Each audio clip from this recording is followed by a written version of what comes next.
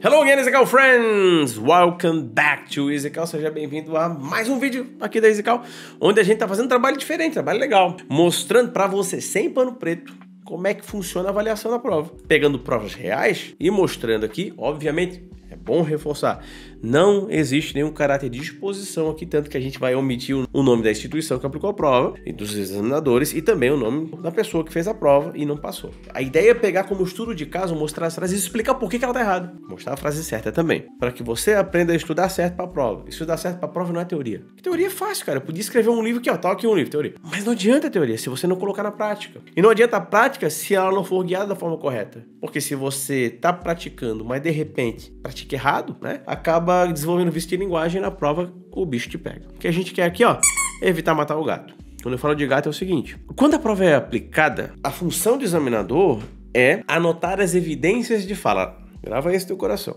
A função dele é anotar as evidências de fala. Ah, professor, sim, tem que anotar meus erros, né? As evidências de fala. Ou seja, frase certa vai anotada. Frase errada vai anotada. Depois ele soma. Se porventura, dentro do escritório hoje, nós vamos falar de estrutura de novo. No vídeo redraçado desse tema, a gente falou de estrutura, no vídeo passado de vocabulário. E hoje vamos falar de estrutura de novo. Se ao longo da prova, e entenda que você vai fazer uma prova de 40 minutos, você vai ter que falar durante esse tempo todo com a galera ali, com o examinador, e vai ter que falar com alguém que você nunca viu na frente antes. E até quero te chamar para perceber isso também, né? Depois eu vou aprofundar um pouco mais. Você vai falar com uma pessoa que você nunca viu na vida antes, uma câmera na tua frente.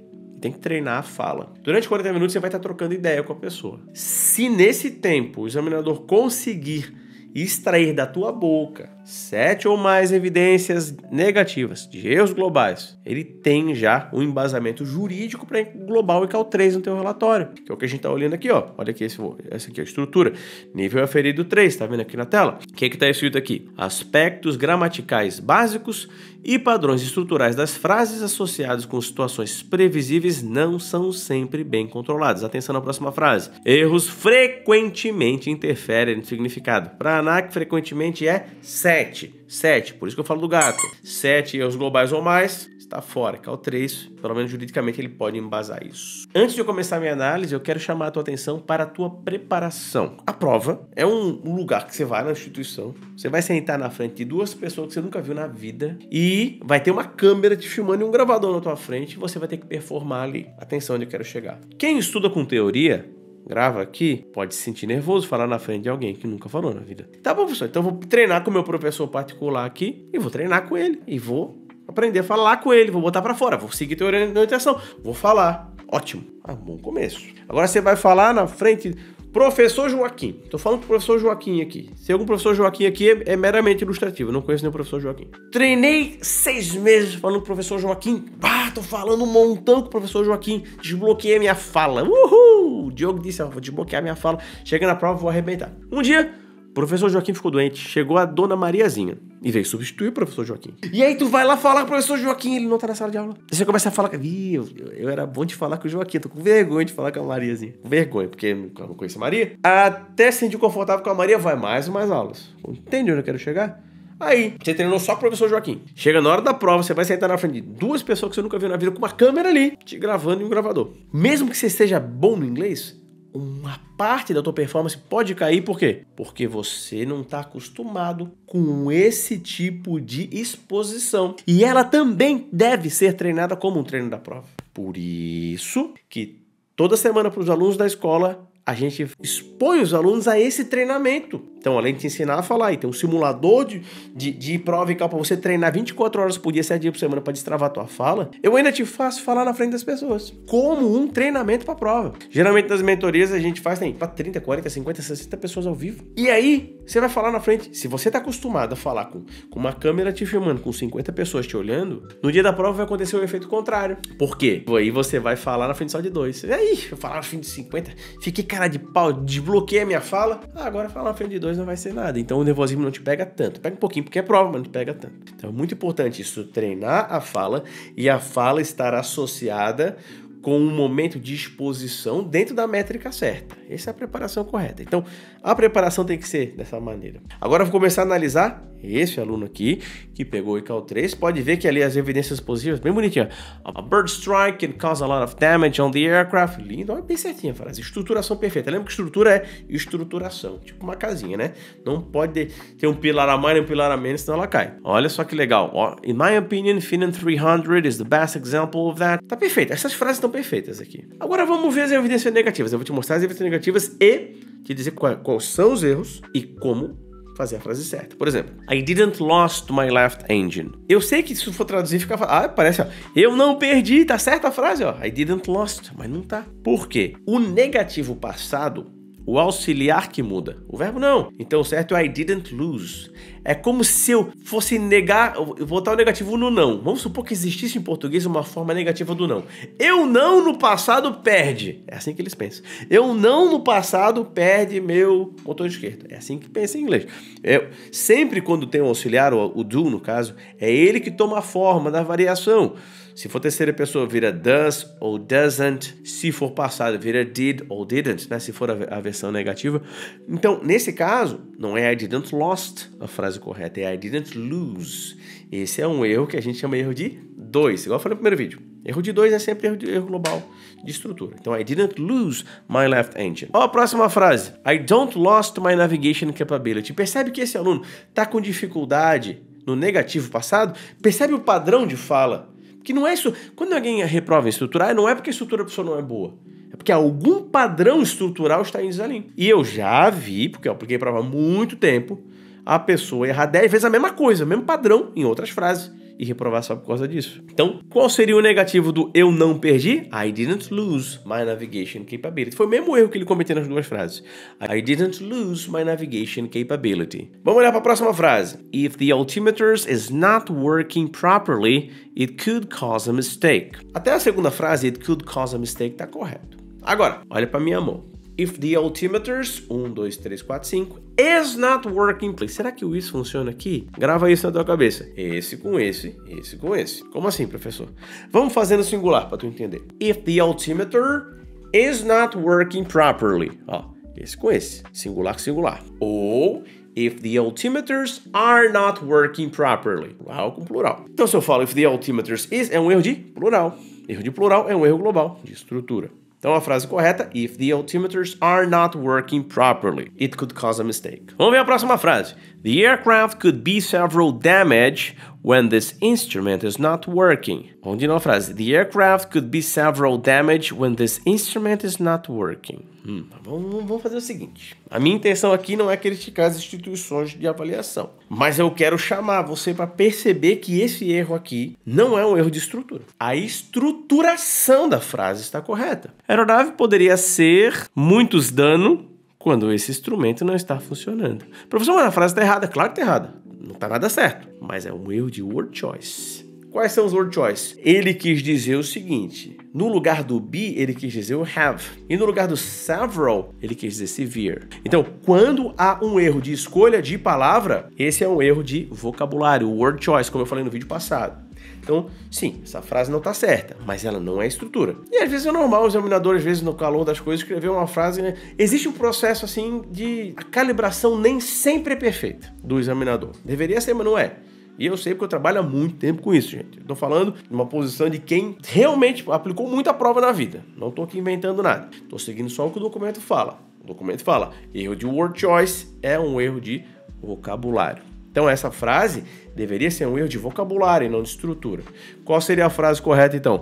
The aircraft could have severe damage ou when this instrument is not working. Ou eu posso usar o be também, só que daí eu vou trocar o resto da frase. Eu posso falar assim, ó, a aeronave poderia ser severamente danificada quando esse instrumento não está funcionando. Então, the aircraft could be severely damaged when this instrument is not working. O melhor seria até o was not working, né? Porque o could junto com o was, mas não estaria errado. Então, could be severely damaged. Poderia ser severamente danificado. Ainda assim, seria um erro de vocabulário, porque severely seria o advérbio para utilizar antes do damage, que vai estar na voz passiva.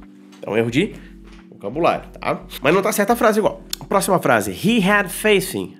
several thunderstorms at 1 o'clock position. Eu entendo a visão do examinador que penalizou a estrutura, porque a frase não está correta, mas a estrutura está toda lá. A frase que ele quis dizer, ele estava encarando ou se deparando com uma tempestade severa na posição de 1 hora. Eu vou considerar que como está at a 1 o'clock position, botou um artigo onde não precisa, vou considerar isso como erro de estrutura, então. Porque esse a não precisa, né? Porque at a o'clock position, ele quis dizer at 1 o'clock, não sei. Ele botou o a no lugar do one, talvez. Dá pra botar como foi o erro de artigo, caberia estrutura.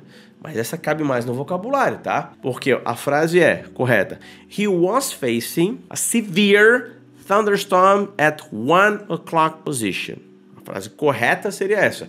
Ele estava se deparando com uma tempestade severa, severe, não several, at 1 o'clock position. Aí teria correto. Então aqui dá para encaixar em estrutura. É mais vocabulário, mas dá para encaixar em estrutura. Agora, a próxima dá para dizer que é muito de estrutura mesmo, ó.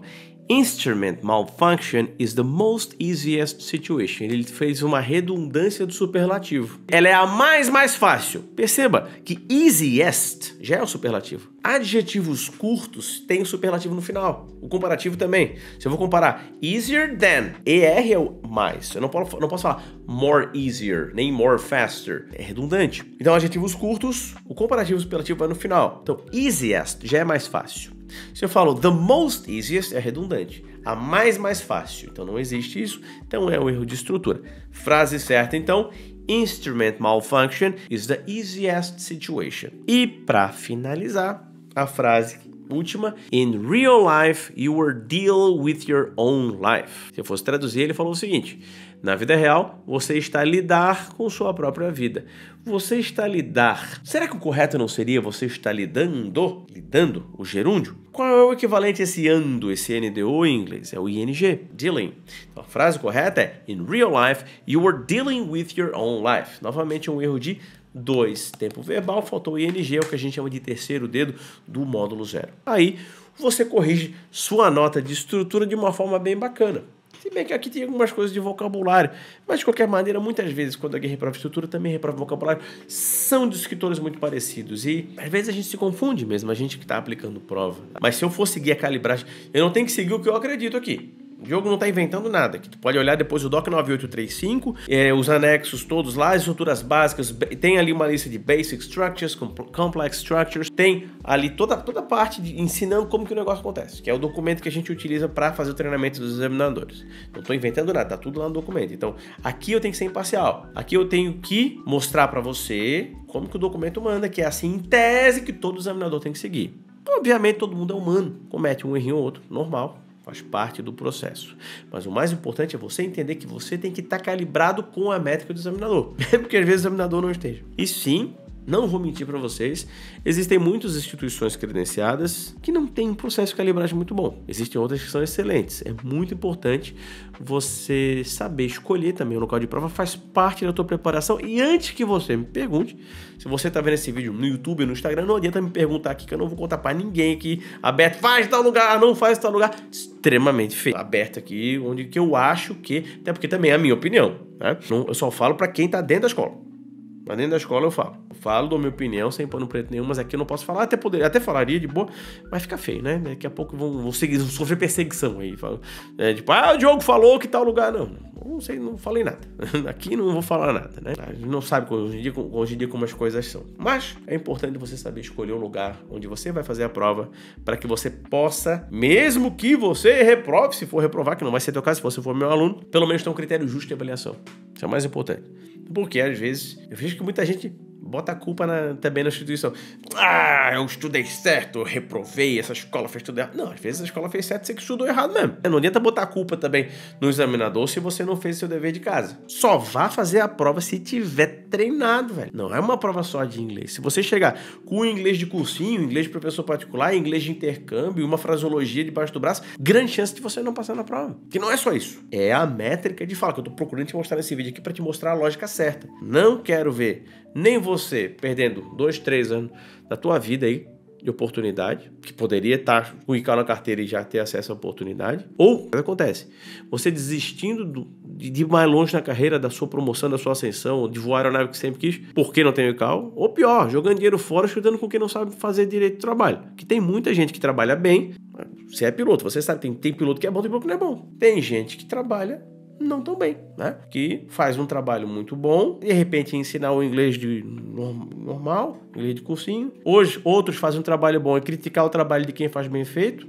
Acontece também, não vou ficar falando o nome aqui, porque eu disse não vou falar o nome, mas tem muita gente que faz um trabalho bom em falar mal dos outros que fazem um trabalho bom, mas não consegue provar com resultado, nunca sequer aplicou uma prova na vida, e talvez vive de tentar difamar os outros, que talvez assim consegue um pouco de audiência. Acontece também. Mas eu não vou entrar em desabafo aqui, o que eu quero é que você se prepare bem para a prova. Se você se preparar bem para a prova, você vai ter um bom resultado. O tempo médio para você se preparar para a prova, mesmo começando do zero, se fizer a métrica, a estratégia perfeita, dá uma média de 6 meses, talvez um pouco mais, um pouco menos. Mas tem que realmente sentar e seguir, treinar e trabalhar. Não é mágica, não existe fórmula mágica, um chip no cérebro, isso não existe. Existe um processo estruturado, pedagógico, estratégico e inteligente que você segue. Ou não. Mas não existe milagre se você não fizer a sua parte. Você tem que fazer a sua parte no milagre. A gente consegue. Se esse vídeo fez sentido para você, se você está gostando dessa série de vídeos de análise aqui das provas, deixa um like, deixa um comentário aqui para eu saber que está ajudando você.